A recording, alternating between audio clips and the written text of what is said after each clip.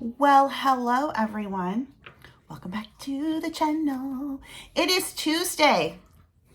Let's apply some lip balm.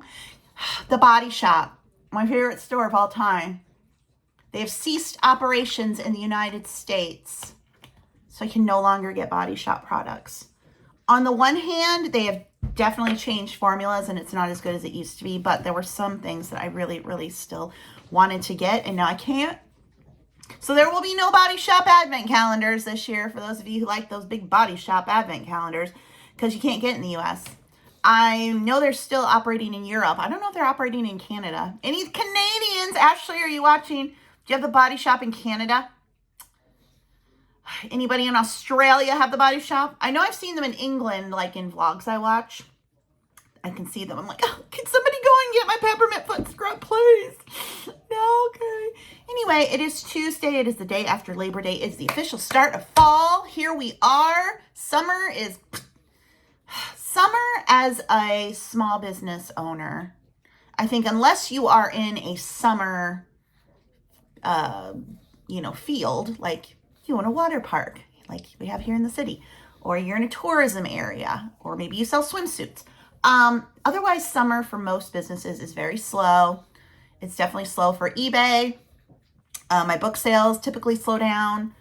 YouTube views and things slow down because when kids are out of school, things are slow because families are not at home shopping online. So most kids should now be back to school or getting back to school here. So now we mark the back to normal phase, as I call it.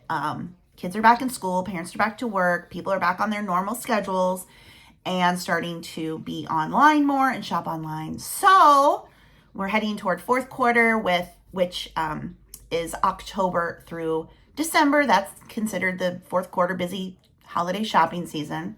Although for me, fourth quarter and then first quarter, January through March, sometimes that's my better quarter for some things that I do. So, but yeah, it is September, but yeah, hopefully through next June should be normal sales. July and August for me, for my book sales, are where it's down a bit. Although August was fine. It wasn't great. It was average. Like Suni Lee's coach told her at the Olympics, just be average, Suni. You don't have to go out there and be like some version of you that's perfect. No, just be average because your average is good enough. And so my August average was good enough, but I would like to do better than that. So anyway, I had a good weekend. How was your Labor Day weekend? Do you celebrate Labor Day in the other countries? Or is this just a U.S. thing? U.S. Labor Day is to just recognize the people who work. Who most of them still had to work on Labor Day because you're talking like first responders, people that work in the hospitals, people that work at the convenience stores, people that work at the water parks and the theme parks. They still all had to work. So it's like, thanks for the people who work the 9 to 5 Monday through Friday jobs. It's a way to recognize them. And it's like the 3-day weekend, the unofficial end of summer weekend. So Saturday went down to my grandniece Sophie's 5th birthday party. Her pony Checkers was there. I've never been around horse. And Checker, they put a hat on it. He was crapping all over the lawn because he was like, what is going on here? But some of her little friends came, so they were running all over, screaming. But at one point, she's in the backyard, I'm out front. She's like, eh, eh, eh, eh. She just will scream at the top of her lungs for me. She just wanted me to watch her on the swing. So anyway, that was a good time. My niece and her husband, I got to ride with them, so I didn't have to drive. That's the first time in ages I've been in a car and didn't have to drive. So, well, I guess I did that with my brother in May when we went to another birthday, but mainly it was there and back. I didn't have to drive. So that was a fun day. And then Sunday I was working still at the computer and did things around the house. And then yesterday I actually went out to the theme park because it was the last day for the season.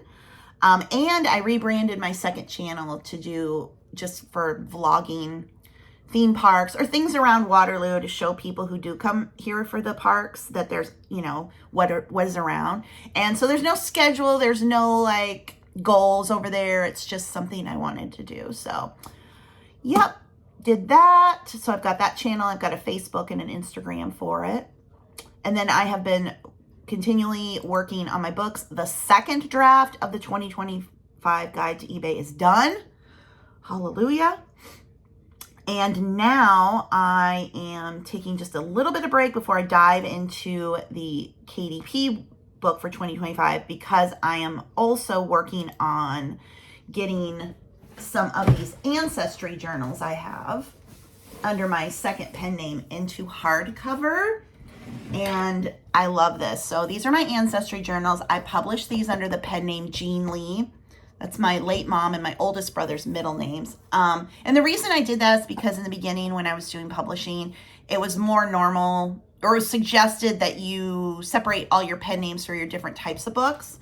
Hindsight being 2020, I kind of wish I would have put these books under my own name because I sell a lot under my own name. And I think people, if they knew that I did these, would get them as well. But I have changed them on Amazon to make myself a co-author. So it's Jean Lee and Ann Eckhart on these. Anyway, these are my ancestry journals. This is the Aunt one, obviously, and this is the hardcover version.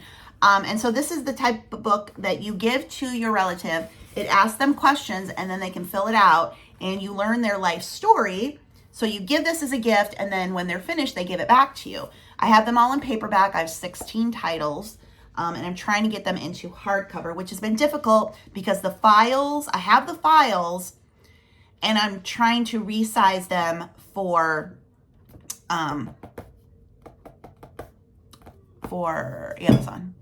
See, like it just pushed mom back. Why? You were done.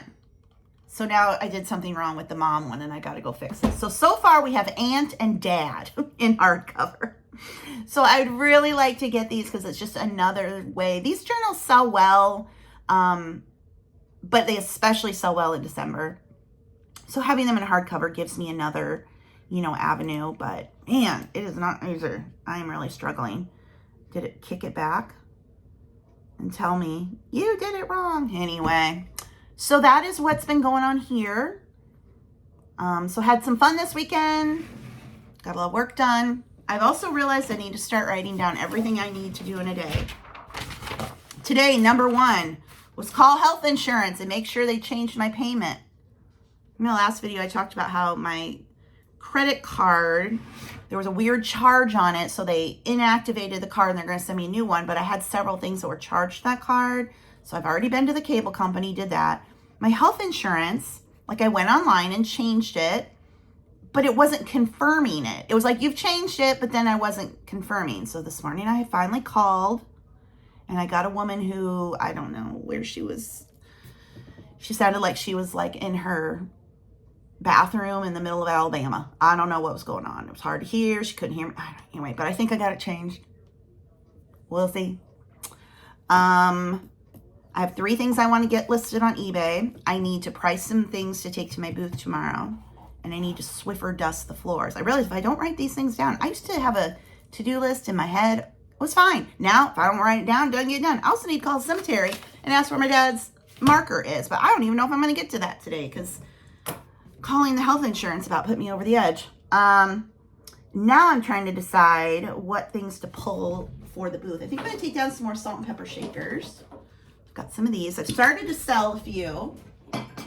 I do have Christmas, but I know people say put Christmas out all year long, but I know I've talked about this before, but there's a difference between vintage Christmas, just anything 20 years, and that true collectible vintage Christmas, which is 40s, 50s. I have a lot of vintage that's 20 years or older, but is it the stuff that people are like, oh yeah, I want that? Because that stuff's very hard to find. The mall owner said somebody comes in and they want an aluminum tree. Can anybody bring in one? Well, I'm not going to buy an aluminum tree to resell because I can never find one cheap, and this is, again, about making money. I could go to Calico and probably find a bunch of vintage Christmas, but they've priced it at retail, and then I would price it at retail, and it would probably sit there. So what's the point of that? So anyway, I'm thinking maybe I'll just put in some more general stuff and I don't know, wait on the Christmas a little bit, maybe wait until October. But anyway, I think I've updated you for the 2 people that are interested. So now I got to go in Amazon, see what's wrong with this book, and keep pushing ahead because I've got 2 down and 14 more to go. And I don't know at this rate if I can, because I've got, like I said, I've got the files. I have to resize them and blah, blah, blah. And I'm like, why aren't you working? And why did you change the price? No. See, Amazon's playing with me. I got to go. You think eBay's needy. Sometimes Amazon too. I'm like, dang, these platforms feel like they're in some sort of marriage with you and you got to pay attention to them. Okay, in the basement, and I have 3 listings I want to do. First up is this big lot of vintage Christmas ephemera. Now you're probably like, why don't you put this in the booth? This stuff is so small. I've got so many little things. It's just easier to lot it. I'll make more money and yeah, easier. So these foldable Hallmark pop-up displays, I've got 2 made in Japan. And then all this little stuff, I'm just going to put it in one big lot. So I've been redoing a lot of my eBay listings. I am putting my best price with free shipping on everything because I really want my eBay store to be a list it and forget it versus a eBay's needy and you got to touch it all the time, which is true. Don't get me wrong. But since I have my booth, since I have my books, I have other things to do. I just want it to be a list it and forget it, and setting my best price and free shipping. It's like, this is the best deal I can offer you. You don't have to wait for an offer, you know, whatever. It is what it is. So I'm going to get this listed, and then I'm going to get, I showed this in the last video, the Fitz and Floyd ceramic. People call this a cookie jar. I'm like, what cookies are fitting in there? That's a candy jar. But anyway, cookie and candy. Also Fitz and Floyd. There's the marks. It'll always be an FF. Sometimes they'll say Fitz and Floyd. The Halloween stuff in particular does extremely well. There's a little scuffy on the top of his head there, which I put. It looks like maybe the glaze didn't cover the ceramic, but putting him at 40. And then I grabbed this. This was a great score. $5. This is vintage. It's got the pull string. String ones, it's, you know, it's vintage. Now they have like a handle. But anyway, I'm listing this for 70. So 70 and 40. But again, free shipping on those. So shipping will come out of it. And I'll probably, I don't know what I'm going to put this at. I might do 100 with free shipping. So anyway, gonna get this stuff listed, then laundry, then back upstairs. So want to focus on my eBay store being only higher priced items. Like I just need to set a threshold for myself, like 25, 30, and pulling little stuff, things that are under that. Or if I know like it just doesn't have any chance of selling at the booth, like I've got a lot of the paper doll books, I'm going to be relisting those, but putting the free shipping on. So, but as I go forward, when I'm picking things up now, really focusing on those higher dollar items and trying to leave behind things that just don't sell in the booth.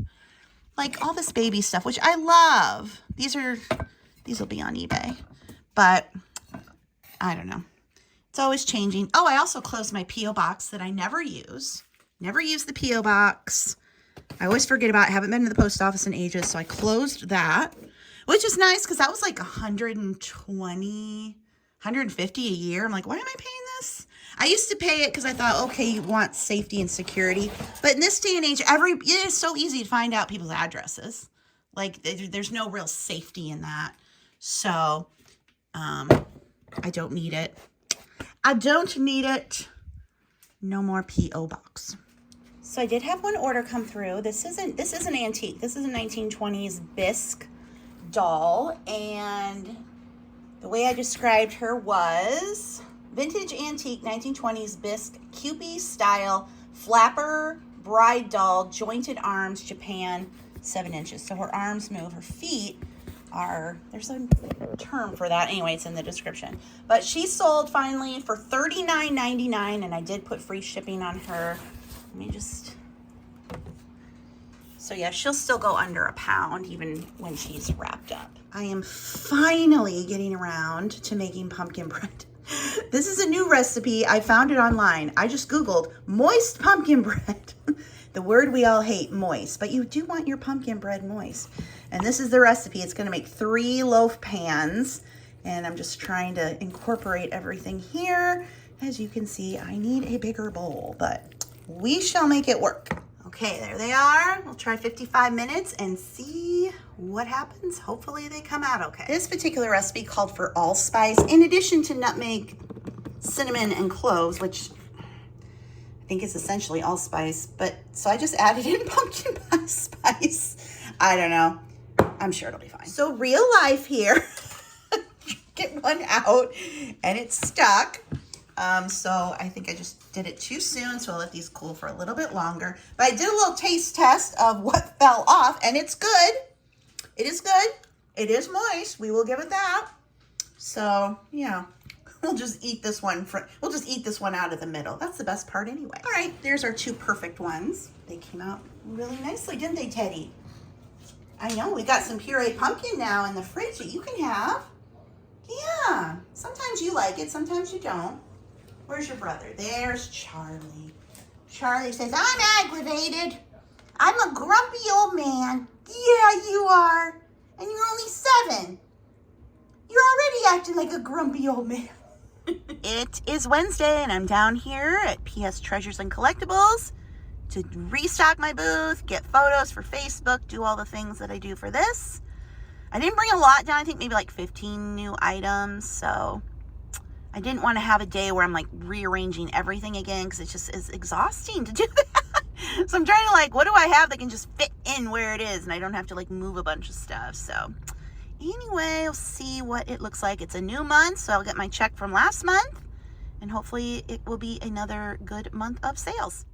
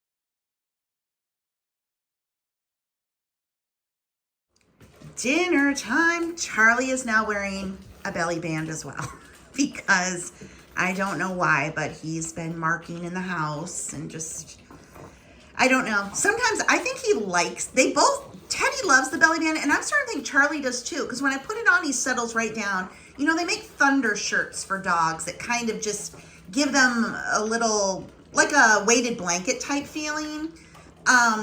I don't know. So I think they're just comforted by the belly bands. So whatever. It works because he'll kind of be antsy and I'll put the belly band on him thinking he's going to do something and he settles right down. So the belly band is the hug when you can't be there with your pug. Oh, that's a great commercial. They're eating their dinner, clearly, obviously. Got my egg cooker out because I'm making deviled eggs. Tomorrow night, few neighbors and I are going over to a neighbor who just moved into like a retirement community. So taking food, I'm bringing my deviled eggs. I got this little sign for her on Amazon. She's always like, I'm so sassy. And she, like she moved in, she's like, I've been told I'm sassy already. So I just thought that was a fun little housewarming gift. So kind of anxious to see what these places look like. It's 55 and older. It's the kind of place, they're apartments. And then if you need more services, you can pay for them. So if you want them to provide food, you can pay for that. If you need help with something, you can pay for that type of thing. So anyway, but hopefully these are new eggs, but I've had them out for just about an hour or so just to acclimate to room temperature. So hopefully they will cook up. And also my little thing came off of there. Don't know what happened, but anyway, hopefully they cook up well and I can make my deviled eggs without a big bunch of crunchy, crushy messes. So I've been having the worst time with the eggs. I don't know if the eggs are too new, if that's even really a thing. Maybe they were too cold. So hopefully this method of leaving them out for about an hour works. Well, my eggs turned out great. Only one I had a little trouble peeling. All the others, the shell slid right off. So bringing them to room temperature, I think that was the key. Honey, there's nothing under the oven. We've pulled it out 5 times. 5! Since yesterday. He's like, no, there's still something there, Mom. I know, buddy. Oh, are you mad? Now it's time for me to eat my dinner. And then we sit down again? Yeah? You're so cute. You're such a good boy, Charlie. You're turning into a little old man. Yeah. You're going to be 8 soon. On January 1st, you're going to be 8. And in November, Teddy's going to be 5. Oh my gosh. Little old man. Charlie, you're a little grumpy old man. Yeah, you are. I'll get you. I'm going to get you. Go get you. I'll go get you. So I'm making bacon chips. All this is you take a pack of bacon and you cut it into 4. So cut it in half and then cut each half into 4. So you got the little pieces of bacon. And then I line a jelly roll pan with foil to catch the fat, lay the bacon strips over that, and I'll cook it at 400 for 20 to 30 minutes. I really like my bacon super, super crispy, so probably 30 minutes. And then you get little nice, evenly coated, crispy bacon. You don't get the strip with like half of it's crispy and the other half's all nasty, fatty. This way, it's literally like chips. So if you like bacon, but you want it all crispy, I definitely like this way. Plus all that fat drains off too. And it keeps. So once you've baked it, you can keep it in your fridge and then pop it in the microwave or your toaster oven. What's that thing called? The air fryer. Gosh, to crisp it up really quick to reheat. Thank you so much for watching today's video. Please be sure to like, comment, and subscribe, and check out the links under the video. The very first link will take you to my Amazon storefront. There you will find all of my books and recommended products. I've written numerous books about how to make money online on sites such as eBay, Etsy, Amazon, and YouTube. So if you're interested in learning how to make money the same way I do, be sure to check those out. And I will see you in the next one. Bye.